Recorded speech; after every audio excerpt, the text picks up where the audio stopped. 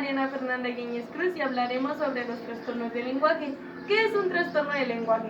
Es la dificultad o ausencia en la comprensión, repetición o expresión del lenguaje en sus diferentes aspectos, los cuales generan problemas en la adaptación. Estos problemas pueden surgir durante un periodo en el que se adquiere y potencia la habilidad o como una pérdida de la habilidad ya adquirida. Hoy hablaremos sobre dos trastornos principales del habla, los cuales son dislalia y afasia.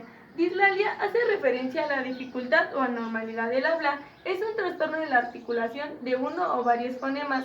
Se da por el mal uso de los órganos articulatorios, alteraciones de algunos sonidos del habla o por la sustitución de estos, o por algún tipo de patología del sistema nervioso central. Los niños con dislalia presentan errores de la articulación de estos sonidos del habla, sustitución, distorsión, omisión o adición al principio o en medio o al final de las palabras, tanto en el lenguaje coloquial como en la repetición de los sonidos. Tenemos la clasificación de dislalia según la etiología de Pascual. Dislalia evolutiva o fisiológica hace referencia a la maduración. Para poder articular correctamente los fonemas de un idioma, se necesita la madurez cerebral y del aparato fonoarticulador. Existe una fase en el desarrollo en el que el niño o niña no articula o distorsiona algunos fonemas. Estos errores se les llama dislalias evolutivas. Dislalia audiógena hace referencia a la deficiencia auditiva. Al no oír bien el niño o niña no posee una correcta discriminación auditiva y es por eso que confunde los fonemas que ofrecen algún tipo de semejanza. Al presentar una deficiencia auditiva va a existir algún tipo de alteración en la voz. Después tenemos lo que es la discriminación orgánica o dislalia orgánica. Tenemos que dislalia hace referencia a que existen alteraciones en los centros neuronales del sistema nervioso central y orgánica habla de que existe una anormalidad o malformación en los órganos del habla, lo que son los labios, la lengua, el paladar, etc. Después tenemos la dislalia funcional. Es una alteración que se da por el mal funcionamiento de los órganos articulatorios, falta de control de la psicomotricidad fina, ya que la articulación del lenguaje requiere de una habilidad motora, por ejemplo, en la pronunciación de la L o la R.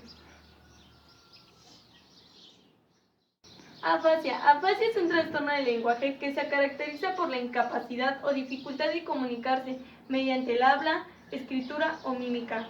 Su causa existe una lesión cerebral, ya sea para un traumatismo craneoencefálico, un tumor del sistema nervioso central, accidente cerebrovascular, que es el más frecuente, y enfermedad degenerativa como lo es el Parkinson o algún tipo de infección.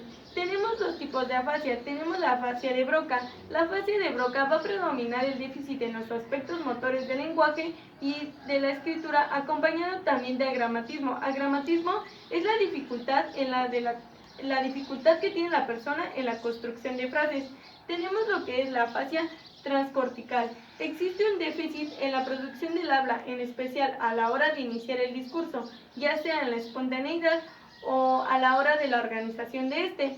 Tenemos lo que es la afasia de Wernicke. La afasia de Wernicke se va a caracterizar por un habla fluida, pero con un gran número de sustituciones y paráfrasis, junto con las dificultades de comprensión.